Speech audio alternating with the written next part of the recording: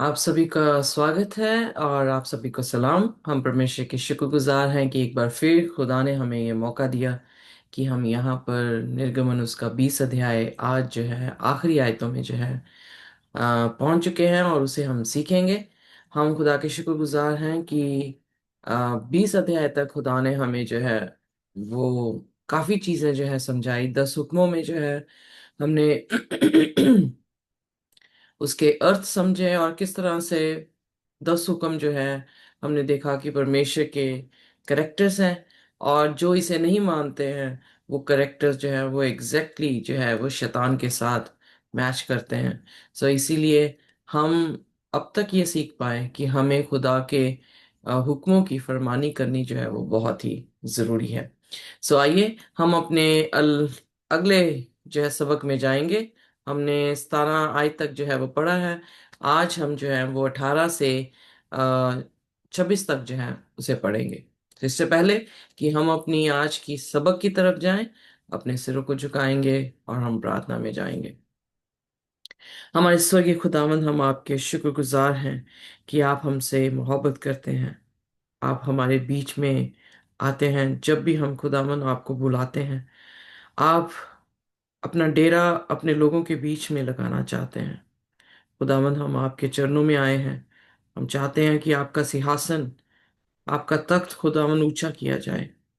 आपको हम डरते और कांपते हुए देख सकें और खुदावंद हम आपकी परस्तिश, आपको नमन कर सकें। देख सकें कि आपके जैसा बुद्धिमान कोई नहीं। देख सकें कि आपके जैसा सर्वशक्तिमान कोई नहीं।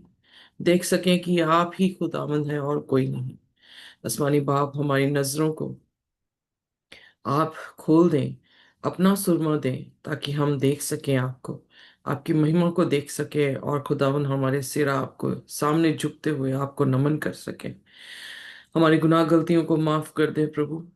हम पापी हैं, हमारी सोचों में, हमारी देखनों में, इवन खुदावन हम कई बार ये देखते हैं कि ख्वाबों में भी खुदावन हम पाप करते हैं। हमें क्षमा करना और खुदावन हमें पवित्र करना। हम खुदावन यशाया की तरह अशुद्ध होठों के बीच में रहने वाले अशुद्ध लोग हैं। हमें खुदावन अपनी दया से भरे, अपने ऑल्टर से वही धधकता हुआ कोयला खुदावन हमारी जुबानों पर लगाए ताकि खुदावन हम पाक हों और आपके कलाम को आगे लेकर जा सकें।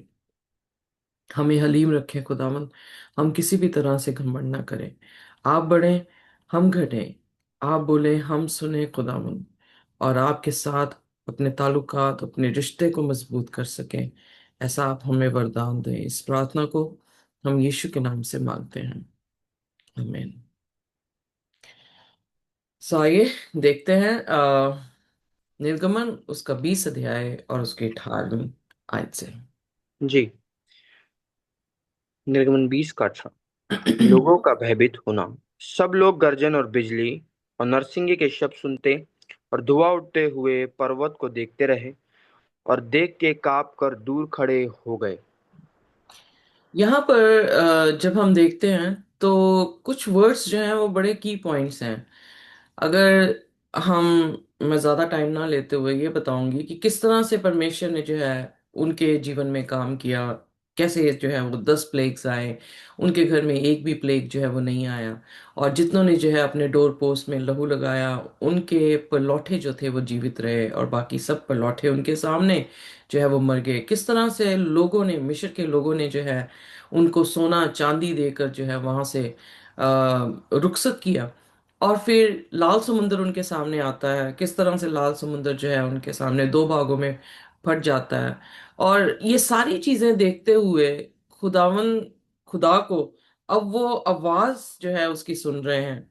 और सिर्फ आवाज ही नहीं सुन रहे, पर यहाँ पे बयान किया गया है कि उन्हें थंडर की तरह, उन्हें लाइटनिंग की तरह, उन्हें ट्रम्पेट की तरह। इनफैक्ट जब हम पहला थेसलोनियन उसके 4 उसकी 16 में देखते हैं तो यीशु मसीह की दूसरी आमद को भी इसी तरह से बयान किया गया है कि वो अपनी पूरी ललकार के साथ तुरही फूंकते ही। वहां पर भी यही डिस्क्रिप्शन दी गई है परमेश्वर की कि उसकी उपस्थिति में एक अलग सी जो है कंपकंपी है, एक अलग सी जो है आवाज है, एक तुर्री के जैसे आवाज है। और कैसे माउंटेन जो है वो धुआं धुएं से जो है वो भरा हुआ है। और ये सब लोग देखकर जो है वो क्या हो रहे हैं, डर रहे हैं, कांप रहे हैं। और जो की वर्ड है वो ये है कि वो डिस्टेंस में जो है वो खड़े हैं। वेल, खुदा की उपस्थिति में दो चीजें होती हैं। एक चीज कि इंसान जो है अपने पापों का अंगीकार करता है, जैसे कि हम पतरस की जिंदगी में देखते हैं कि पतरस जो है विश्वास नहीं कर रहा था जब इंद्रियास ने उसे बताया, या वो बाकी चेले विश्वास नहीं कर रहे थे, पर जब यीशु मसीह ने उनसे पूरी रात वो मेहनत करते रहे कि वो मछली पकड़े, पर यीशु मसीह ने आकर उनसे कहा कि मछली इस तरफ तुम्हें मिलेगी, और उन्हें मिली भी इनफैक्ट। तो पतरस का रवैया ये था कि पतरस ने आकर जो है वो परमेश्वर से कहा कि मुझसे दूर चला जा, क्योंकि मैं पापी हूं। एक जन जो है वो यीशु की उपस्थिति में आकर अपने आप को पापी देख रहा है और उसकी दया मांग रहा है, जैसे यशायाह उसके 6वें अध्याय में हम देखते हैं। वो दूसरी चीज हम यहाँ पर ये देख रहे हैं कि जब खुदा अपनी पूरी महिमा के साथ उनके सामने आया है, यानी अपनी कवनेंट बांध रहा है, और दूल्हा उनके सामने है, but why they are making distance? वो अपने ही दूल्हे से जो है वो क्या कर रहे हैं, डिस्टेंस जो है वो क्रिएट कर रहे हैं। सो ये एक ऐसा पॉइंट है जो ये दिखाता है कि डिस्टेंस, राइट, हम समझ सकते हैं कि हमने अपने आप को पापी देखा और खुदा को इतनी मेजेस्टी में देखा, खुदा को इतनी पवित्रताई में देखा, खुदा को इतनी बुद्धिमता में देखा कि हम उसके काबिल ही नहीं समझे गए हैं, और हमने जो है अपने आप को शून्य किया। ये डिस्टेंस जो है, वो शब्द अगर आप ध्यान से देखें तो पतरस के लिए उस टाइम पर भी इस्तेमाल हुआ है जब पतरस ने 3 बार प्रभु यीशु मसीह का इनकार किया, क्योंकि वो कहां पे खड़ा था, एट डिस्टेंस, इंग्लिश में लिखा है। सो वो डिस्टेंस में खड़ा हुआ था। और डिस्टेंस होने के कारण क्या होता है, हमारा इंग्लिश में फ्रेज है, out of sight out of mind. आपकी आंखों से दूर हो जाए कोई इंसान, आपके दिमाग से भी जो है वो दूर हो जाता है। आप जो है उस पर तवज्जो जो है वो ज्यादा नहीं कर पाते हैं। कभी भी आप देखेंगे बच्चे को, अगर आप डांट रहे हैं या आपने लाठी जो है उठाई है अपने बच्चे के लिए, तो बच्चा अगर भागेगा तो आप उसके पीछे भागते हैं, पर बच्चा अगर आपको ही लिपट जाए और कह दे सॉरी, तो माँ क्या करती है? क्या लाठियां मारने लग जाती है उसको? नहीं। माँ जो है उसे देखती है कि वो क्या कर रहा है, और उसके बाद उसे गले जो है वो लगाती है।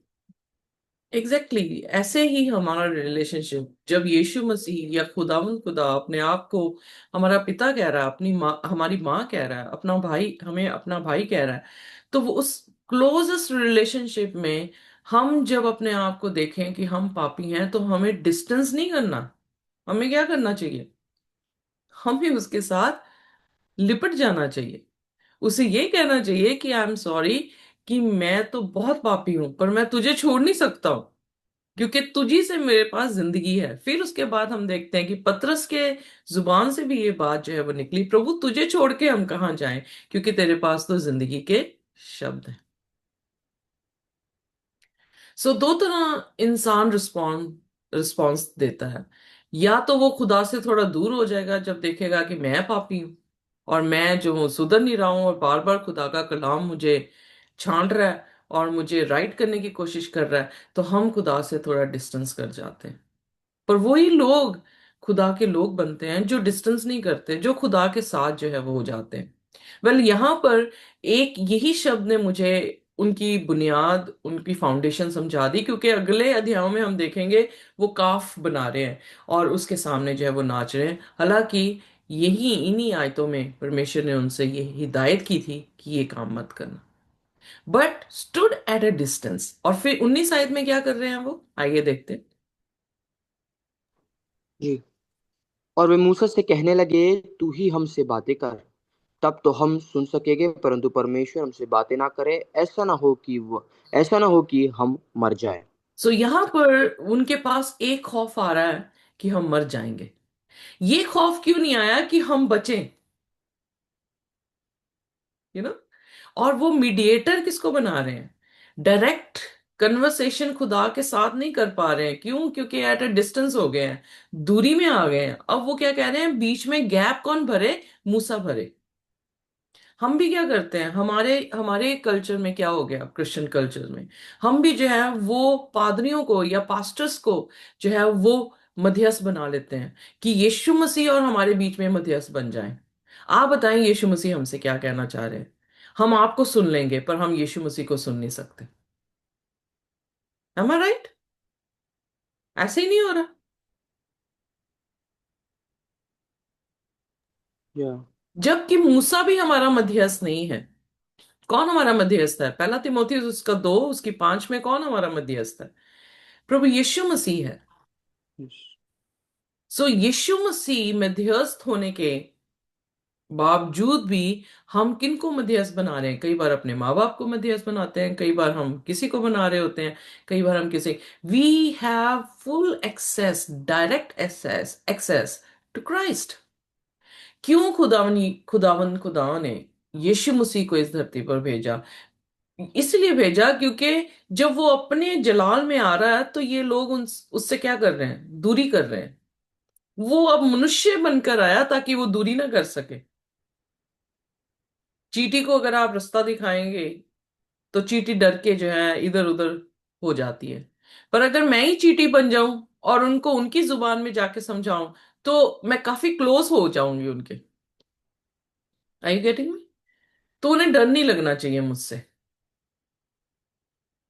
सो इसीलिए खुदा के साथ गैप था, क्योंकि खुदा मैजेस्टिक में भरा हुआ है या होलीनेस से भरा हुआ है, तो ये लोग डर रहे हैं। पर अब जब यीशु मसीह आ गए हैं तो फिर काय का डर? वो मनुष्य बन के आया, हमारी जुबान आकर उसने जो है बोली, हम हमें जो है उसने सिखाया कि हमें कैसे जीना चाहिए। तो फिर भी हम क्यों नहीं समझ पा रहे हैं? क्यों हमें जरूरत पड़ रही है कि हम किसी और को मध्यस्थ बनाए, कि वो यीशु मसीह, हालांकि पिता और इंसान के बीच में मध्यस्थ कौन बन गया? यीशु मसीह बन गया। अब यीशु और मेरे बीच में भी मध्यस्थ होना चाहिए किसी को। कितनी और सीढ़ियां हम बनाएंगे? सो इसलिए ना किसी संतों को मध्यस्थ बनाना चाहिए, ना मरियम मध्यस्थ है हमारी। आई एम सॉरी टू से, रोमन कैथोलिक चर्च जो है इन सभी चीजों को जो है वो मानते हैं, बट मैं उनके अगेंस्ट नहीं हूं, बड़े अच्छे लोग हैं। But system is wrong. Bible के अनुसार एक ही मध्यस्थ है और वो यीशु मसीह है। मूसा तक भी हमारा मध्यस्थ नहीं हो सका क्योंकि मूसा ने भी पाप किया, पर यीशु एक ऐसा मध्यस्थ है जिसने पाप नहीं किए। सो प्रोफेस क्रिश्चियंस अगर ये सोचते हैं कि हम पास्टर्स को कहेंगे, पास्टर्स जो है हमारे लिए दुआ करेंगे, तो दिस इज आवर मिस्टेक। हमें डायरेक्ट खुदा के साथ अपने रिश्ते को बनाना है। पास्टर प्रेयर कर सकता है, पर इंटेंशन पीछे क्या है? कि वो बात करे खुदा से और वो हमें बताए खुदा हमें क्या बता रहा है। This is not the way. God is speaking to all of us through Bible. खुदा की जुबान खुदा का कलाम है और हमें इसे डायरेक्ट सीखना है, हमें इसे डायरेक्ट बात में जो बातचीत में जो है वो लेकर आना, ताकि हम खुदा से डायरेक्ट जो है वो आशीष पा सके। अब एक और की पॉइंट यहाँ पे दिख रहा है कि वो मध्यस्थ दे रहे हैं। We will we will listen. They were so confident कि मूसा से बात खुदा करे और हम मूसा की सुनेंगे। क्या मूसा की बात उन्होंने सुनी?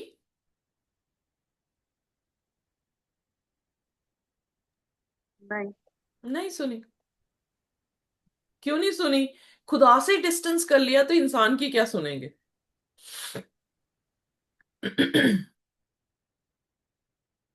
सो खुदा से डिस्टेंस नहीं करना। खुदा के जितने नजदीक हम आएंगे उतना ही हम जो है वो पवित्र होंगे। और अगर हम ये सोचे कि हमें ये इंसान वो इंसान जो है वो खुदा के रस्तों में लेकर आएगा, तो नहीं। हाँ, कुछ समय तक हमारी एज में हम जब जब तक टीन एज में नहीं आते हैं, we are dependent upon our parents कि वो हमें चर्च लेकर जाते हैं, वो हमारी हमें जो है वो आत्मिक रीति से जो है बढ़ाते हैं। पर एक पॉइंट आता है लाइफ का, एक एज का पॉइंट होता है जहां पर हम कहते हैं कि नहीं, will follow Jesus directly. We don't need anyone.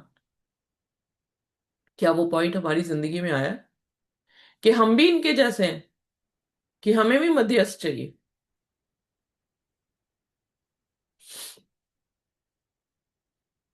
फिर वो बड़े कॉन्फिडेंट हैं कि दे विल लिसन, बट उन्होंने सुना नहीं। Let God speak. सो खुदा से कह रहे हैं कि तू बोल, हम सुनेंगे। पर इनफैक्ट वो उल्टा कर रहे हैं, खुदा बोलता रहा, वो नहीं सुने। और आखिरकार हम देखते हैं कि खुदा ने उन्हें डेसोलेट छोड़ दिया, उन्हें बिल्कुल छोड़ दिया। और फिर कह रहे हैं वी विल डाई। खुदा के शब्दों में जिंदगी है, और वो खुदा के शब्दों में कैसे मर सकते हैं? Can you see? और फिर मोसेस मोसेस ने लोगों से क्या कहा, ये देखते हैं 20वीं आयत में। जी। मूसा ने लोगों से कहा, डरो मत, क्योंकि परमेश्वर इसलिए आया है कि तुम्हारी परीक्षा करे और उसका भय तुम्हारे मन में बना रहे कि तुम पाप ना करो।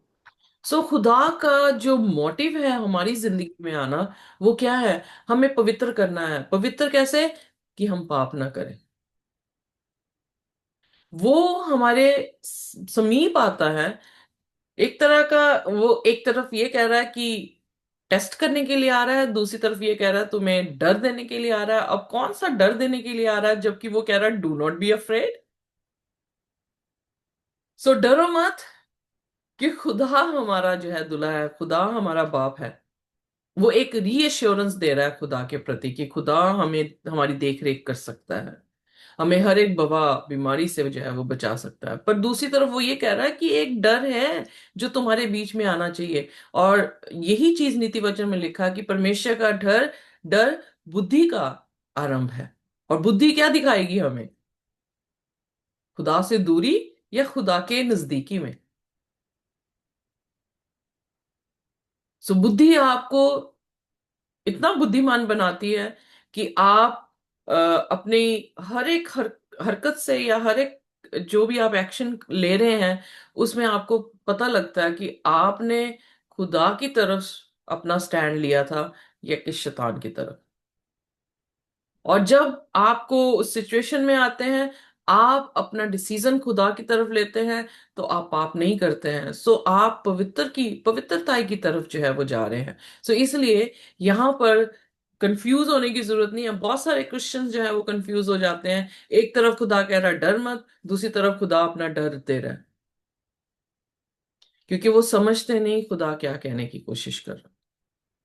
सो मूसा ने उनसे कहा डरो मत। खुदा तुम्हारे करीब इसलिए आया है, तुम्हारा टेस्ट ले सके और तुम्हें डर दे सके, ताकि तुम पाप ना करो। तुम उसे देख लो। पर लोगों ने क्या किया? 21 आयत में पढ़ दे मेरे साथ। और वे लोग दूर ही खड़े रहे, परंतु मूसा उस घोर अंधकार के समीप गया जहां परमेश्वर था। सो यहाँ पर दो तरह की ग्रुप को हम देख रहे हैं, दो तरह के लोग हम देख रहे हैं। एक एक तरह का लोग, वो झुंड है, वो भीड़ है जो दूरी खड़ी रही। पर मूसा दूसरे ग्रुप का इंसान है, जो उन लोगों को दिखा रहा है जो खुदा के समीप गए। और क्या डिफरेंस रहा मूसा और इन लोगों में? मूसा जो समीप रहा, वो स्वर्ग की बादशाहत में पहुंच गया। लोग जो डिस्टेंस में रहे, वो कहां पे रह गए? वो बियाबान में ही मर गए। सो चॉइस इज आवर्स, कि हम खुदा के समीप जाने वाले लोग हैं, या दूरी में खड़े हुए खुदा को देखने वाले लोग। और उस दूरी में हमने बहुत सारे मध्यस्थ जो है वो डाल दिए हैं, कि वो हमारे लिए जो है वो विनती करें।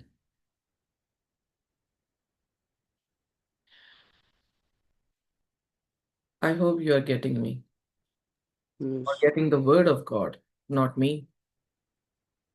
मेरा एक्सप्रेशन इतना अच्छा नहीं है, बट आई एम ट्राइंग कि खुदा यहाँ पर हमें क्या, इसलिए जितने हम अपने आप को देखते हैं कि हम पाप हैं, पाप कर रहे हैं, हम सेंसिटिव होते रहते हैं, और फिर हम डरने लग जाते हैं कि यार हम कितना ज्यादा ज्यादा जो है वो सेंसिटिव हो रहे हैं हर चीज में। और फिर हम क्या करते हैं? विड्रू, हम जो है दूर हो जाते हैं, ताकि ये फीलिंग्स आए ही ना। बट ये फीलिंग्स ही हमें कहाँ लेकर जाएंगी? पवित्रताई में लेकर जाएंगे। Amen? Amen. सो इसलिए डरना नहीं। अपने आप से भी कह रही हूँ, डरे डरे मत ऋतुगिल।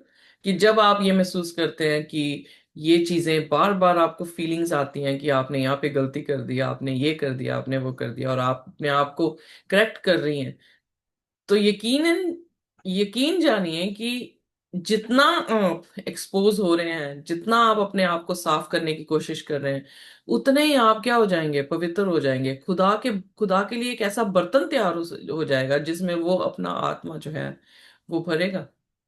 हम कभी भी सब्जी बनाने के लिए गंदा बर्तन यूज नहीं करते हैं। हम उसे क्या करते हैं? मांजते हैं। और तब तक मांजते हैं जब तक कि एक भी कण गंध का वहां से चला ना जाए, और पानी से उसे धोकर जो है वो साफ करते हैं। एम आई राइट? Yeah. तो वही चीज जो है खुदा के समीप होने पर वही कार्य कर रहा है, हमें धो रहा है, ताकि वो अपना आत्मा हमारे बीच में जो है वो डाल सके। सो उसी पॉइंट में आकर हम डर जाते हैं और हम वापस चले जाते हैं। But don't go back. It's just a beginning and good start. इनके दिल में भी डर आया, इनके दिल में भी जो है खौफ हुआ, पर इन्होंने अपने आप को परमेश्वर से दूर कर लिया। पर मूसा उसी जगह पर जहां परमेश्वर था उसके समीप जो है वो चला गया। अब आइए देखिए 22वें वचन में। ठीक। तब यहोवा ने मूसा से कहा, तो इस्राएलियों को मेरे ये वचन सुना। तुम लोगों ने आप ही देखा है कि मैंने तुम्हारे साथ आकाश से बातें की है। तुम मेरे साथ किसी को सम्मिलित ना करना, अर्थात अपने लिए चांदी या सोने से देवताओं को ना गढ़ लेना। सो यहां पर परमेश्वर ने मूसा से बात की, जो समीप गया खुदा उससे बात कर रहे। हमारे बीच में कितने लोग थे, कितने जो है वो छोड़ के चले गए, पर जितने हम यहाँ पर हैं, क्या खुदा हमसे रोज बातें कर रहा है? क्या हमें सिखा रहा है अपना कलाम? क्या हम समझ पा रहे हैं खुदा को? उसे जान पा रहे हैं? या सो मूसा गया समीप और खुदा ने मूसा से बातें की। और बात क्या कर रहा है? उसके घर में ये वाला क्या कहते हैं, मिट्टी का बर्तन है, उसे कहे कि घर से बाहर निकाल दे। उसने जो है ये किया है, उसे क्या कि ये कर दे। नहीं, खुदा वहां पे कलेक्टिवली पूरी इज़राइल से बात करने को मूसा से कह रहा है। किसी के घर में जाकर जाति जिंदगी के बारे में वहां पर डिस्क्लोज या उसको जो है रिवील नहीं कर रहा। कई बार आप देखेंगे, जब मैं यंग एज में थी तो हम काफी पाप करते होते थे। काफी पाप क्या करते थे, लाइक एवरीवन डज सिन। और जवानी में जो है वो देखने में भी ये वो जो भी पाप होते हैं वो पाप किए जाते थे। अब सपोज करें कि मैं किसी बंदगी में गई हूं और परमेश्वर ने वहां पर सारे एक्सपोज कर दिए हैं मेरे पाप। क्या ऐसा करेक्टर है खुदा का? नहीं। क्या वो इतनी शर्मिंदगी देगा मुझे कि मैं डिप्रेशन में जाकर अपनी आत्महत्या कर लूं जाके? नहीं। He is not to kill me. किसका काम है मुझे घात करना, मुझे मारना? शैतान का काम। खुदा का काम नहीं है। खुदा तभी कोलेक्टिवली बात कर रहा है ताकि सब सुने। जनरलाइज है। किसी एक का जो है उसने पाप वहां पर सरेआम नहीं दिखाया। दाऊद ने भी पाप किया तो नेथन ने 1 to 1 आकर उसको पाप बताया। कोलेक्टिवली उसका पाप नहीं बताया गया। कुछ पाप ऐसे थे जो कलेक्टिवली देखे गए हैं, जैसे कि अनन्या और सफीरा का पाप। उन्होंने झूठ बोला खुदा की आत्मा से। और वहीं पर, क्योंकि फर्स्ट सेंचुरी का फर्स्ट चर्च था, अगर वहां पर खुदा पाप पलने देता तो पूरी सेंचुरी जो है उनकी खराब हो जाती और खुदा को लाइटली लेते। सो इसलिए वो जितने भी लोग पतरस के साथ खड़े थे, ज्यादा नहीं थे, बट वहीं पर जो है उनके सामने उनकी जो है वो मौत हुई। सो कहने का अर्थ ये है कि खुदा जब भी प्रोफेसी कर रहा है, जब भी अपने दास को कुछ बताएगा, तो वो क्या करेगा, कलेक्टिवली सभी को लेकर चलेगा। सो यहां पर भी वो ऐसे ही कहा, खुदा ने क्या उनसे कहा, जा जाके इज़राइल से कह कि वो मेरी तुलना किसी भी, देखो मैं तुमसे स्वर्ग से बातें कर रहा हूं। सो यानी खुदा जो है स्वर्ग छोड़कर जमीन पर आया उनके लिए, उनसे बातचीत करने के लिए उनके लेवल में। और वो किसी भी तरह से खुदा की प्रतिमा ना बनाए, ना सोने से ना चांदी से। आप देखेंगे यूरोप में, रशिया में, जितने भी कैथोलिक चर्चेस हैं, उनमें क्या हो रहा है, खुदा की प्रतिमा जो है वो बन रही है, खुदा की मूर्तें बनाई जा रही हैं। आप देखेंगे मरियम की मूर्त है, आप देखेंगे संतों की मूर्त है, कोई सोने सोने की बना रहे हैं, कोई चांदी की बना रहे हैं। और खुदा को, खुदा के हुक्म को आराम से चर्च जो है वो रद्द कर रहा है।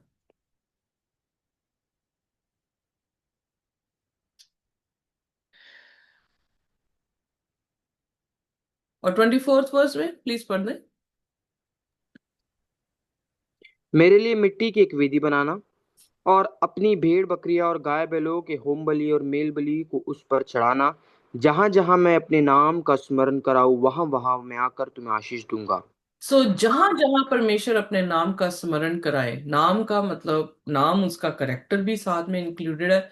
जहां जहां वो अपने करेक्टर को दिखाए कि वो दयालु रहा है, जहां पर यहोवा जायरे रहा है, प्रोवाइडर रहा है, वहां वहां क्या करना, ऑल्टर बनाना। ऑल्टर किसका बनाना, सोने का, चांदी का, मिट्टी का। और उस पर जो है तुम भेंट चढ़ाना। भेंट किसकी चढ़ाना, उस टाइम पे जो है वो मेमने की भेंट जो है वो चढ़ाने के लिए कहा गया। मिट्टी ही क्यों लिया गया, मिट्टी किसको दिखाती है, किसको दर्शाती है, एक ह्यूमिलिटी को दिखा रही है, यू नो। खुदावन यीशु मसीह के करेक्टर को दिखाया जा रहा है, क्योंकि मेमना भी कौन था जो आने वाला था, यीशु मसीह थे।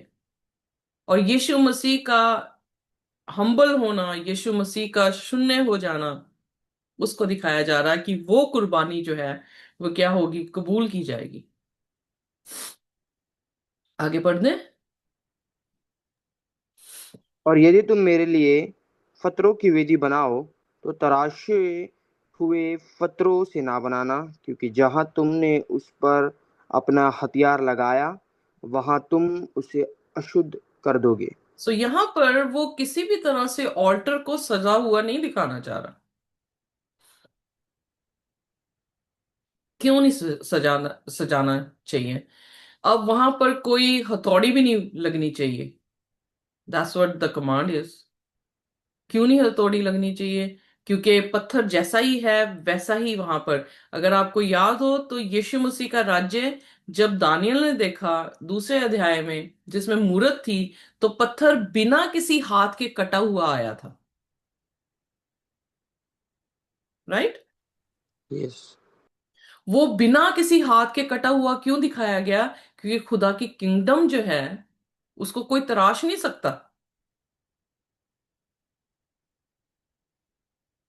यस। उसको कोई तोड़ नहीं सकता, उसके हुक्मों को कोई बदल नहीं सकता। इसीलिए जब उसने एक छोटे से सीन को दिखाया दानियल की पुस्तक में, जिसने मनसा की कि वो खुदा के हुक्म को तोड़ दे, तो उसे किस तरह से दिखाया गया कि उसने खुदा की निंदा की। उसका राज्य कोई बना नहीं सकता, उसका राज्य अपने आप में एक राज्य है।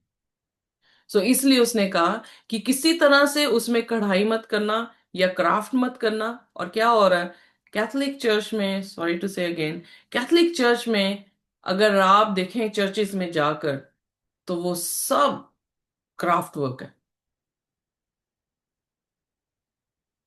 खुदा की ऑल्टर में कोई क्राफ्ट वर्क नहीं चाहिए।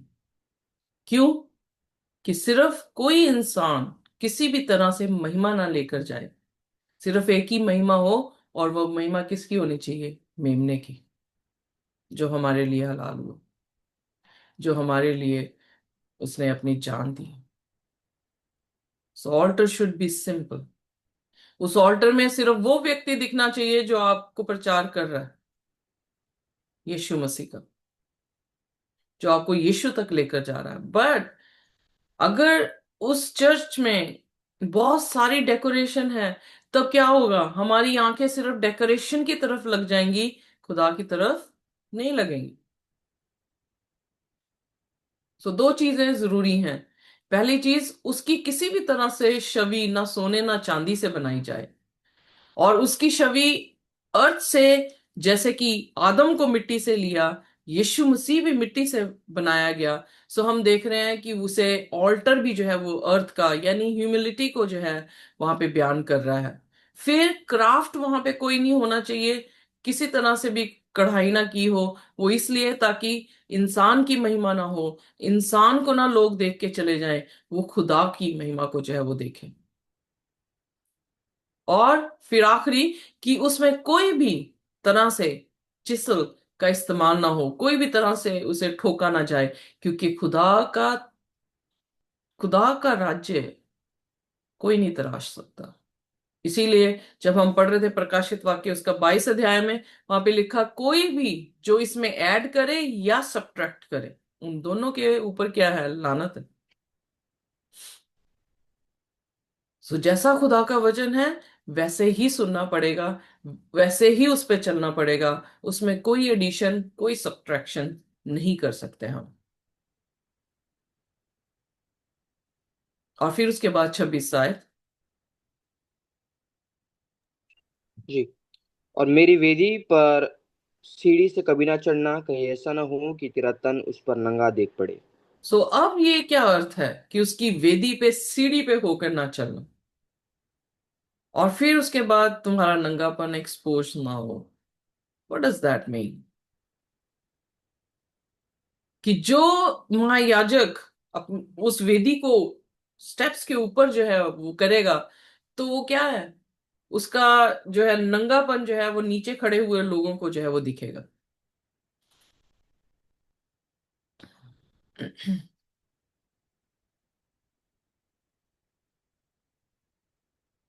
सो ये इंस्ट्रक्शंस जो है वो खुदा ने उस समय मूसा के जरिए से उसकी कलीसिया को दिया। खुदा रजामंद हो गया कि अगर वो मुझसे नहीं बात डायरेक्ट करना चाहते, तो उसने मूसा से जो है वो बात की। जैसे इज़राइल ने कहा वैसे ही खुदा ने कर दिया, कि खुद बात ना करते हुए उन्हें डिस्टेंस में खड़ा रहने दिया। और फिर भी इतना रहम दिल खुदा है कि वो मूसा के जरिए से उन तक कलाम पहुंचा रहा है, ताकि वो पाप ना करे।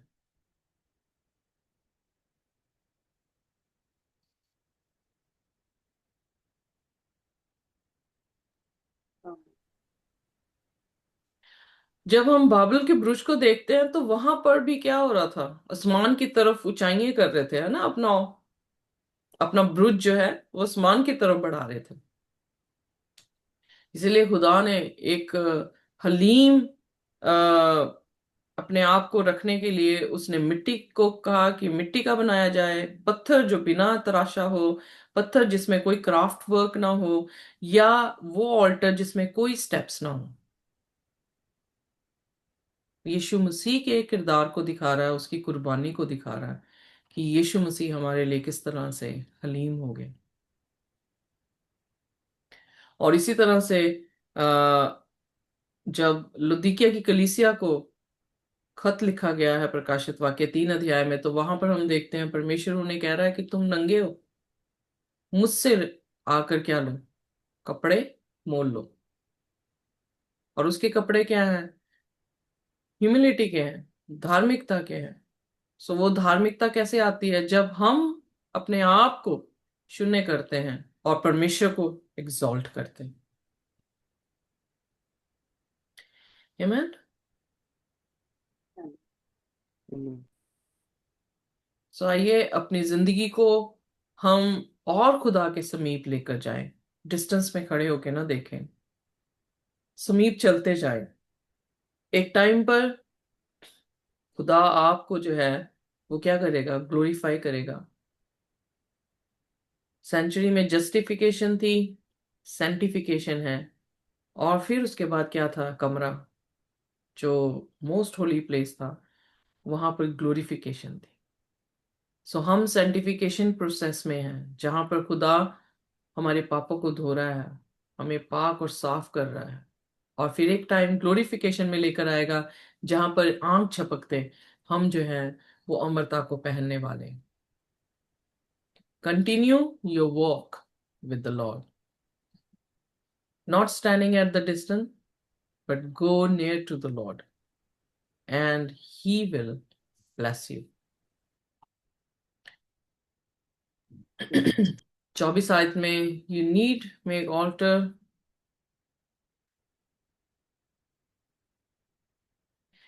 24 आयत में उसने लिखा कि तुम्हें मैं क्या करूंगा, I will come to you and bless you। सो तराशे हुए चर्च में खुदा नहीं आने वाला, यू नो। सो जो उसने हुक्म कह दिया है वर्शिप का, अगर हम उस हुक्म के अनुसार वर्शिप नहीं कर रहे हैं तो वो वहां पर नहीं आएगा। इसलिए हमें उसके हुक्म के अनुसार वर्शिप करनी पड़ेगी ताकि वो हमें आए और हमें क्या करे, ब्लेस करे। हम्म। आइए अपने सिरों को झुकाएंगे और हम प्रार्थना करेंगे। कोई भी जन जो है वो हमारे लिए प्रार्थना कर सकता है। आइए हम प्रार्थना करें। हम ईश्वर के खुदाबंद आपका धन्यवाद हो। आपकी इबादत, आपके नाम को जलाल हम देते हैं। आपकी स्तुति प्रशंसा और आपके नाम को सदा हमारे जीवनों से उठाते हैं खुदाबंद, क्योंकि आप ही है जो महिमा, आदर, सम्मान, जलाल, स्तुति प्रशंसा और जलाल, बुजुर्गी, हशमत के योग्य खुदाबंद है। हम आपके नाम को धन्यवाद देते हैं खुदाबंद। आप सब जो खुदाबंद अज्यूम अपने आप को देवता बताते हैं खुदाबंद, आप सबसे ऊपर है खुदाबंद। आप जैसा कोई नहीं था, ना कोई है, ना कोई आने वाला है खुदाबंद। आप ही आदि और अंत, अल्फा और ओमेगा है। और आप ही महिमा के योग्य स्वर्गीय विराजमान खुदाबंद है। आपका धन्यवाद। और आप आपके लोगों को लेने शीघ्र आ रहे हैं। हम आपकी महिमा करते हैं परमेश्वर। आप आपके वायदे को निभाने वाले और अपने खुदाबंद हर एक चीजों में सक्षम और हर वक्त खुदाबंद बाप अपने लोगों को सहायता मदद करने वाले खुदाबंद है। आपके महिमा करते हैं। इस वचन जो अच्छा, पाक और सच्चा वचन है, इसके लिए धन्यवाद खुदावंद। ये वचन जो जिंदगी है, इसके लिए आपका धन्यवाद। ये वचन में हमारी आंखें जो खुलती है, इसके लिए आपका धन्यवाद कि हम अपने आप को अलग रखें और किसी भी रीति से संसार के सदृश ना बने, परंतु हमारे मन के बदल जाने से खुदावंद हमारा चाल चलन भी नया होता चला जाए और आपकी ही महिमा और आप ही की भली और सिद्ध इच्छा को हम मालूम करते चले जाए खुदावंद, जो आपने मसीह यीशु में इस कलाम के द्वारा खुदावंद हमारे लिए रखी है। परमेश्वर, हम अपने जीवन को आपके वचन अनुसार ही बिताना चाहते हैं और हम आपसे मांगते और चाहते हैं कि हम आपसे दूर ना हटे, परंतु एक बालक की तरह जब भी हमसे पाप हो, हम आपके समीप आकर आपसे लिपट जाए खुदावंद, और आप हमें पवित्र करते हैं खुदावंद। आपका धन्यवाद। हम जरूर खुद से पवित्र नहीं हो सकते, परंतु खुदावंद आप हमें परफेक्ट और पवित्र करने वाले खुदावंद है। आपका धन्यवाद। और उसी तरीके से परमेश्वर, जो आपके नियम है उसी अनुसार हम आपकी इबादत करें और आप हमें आशीषित करेंगे खुदावंद। ये आपका वचन कहता है और आप हमें करते हैं। आपकी महिमा हो। सिस्टर रितु, हाइडस्टनी ग्रुप और प्रत्येक जन को आपके हाथ में सब तो यूट्यूब से भी देखते हैं। आपकी आशीष हम सब पर, उन पर भी बनी रहे और हम फिर दोबारा होकर आपकी इबादत सदा करते रहे। आवश्यक है अब्राहम का टैग मुबारक आ जाए कि संपूर्ण बातों को आपके हाथ में देते हुए हमारे गलती गुनाहों को माफ करें, हमें क्षमा करें और सारी बातों में आपके नाम को उचाटाते हुए खुदा, इस दुआ को यीशु के नाम मांगता हूँ, इस तरह से कीजिए। आमीन। आमेन। खुदा आमीन। खुदा का खुदा की शांति और उसका अनुग्रह हमारे साथ जब तक हम उसे रूबरू ना देखें इसी तरह से बना रहे। आमीन। आमीन।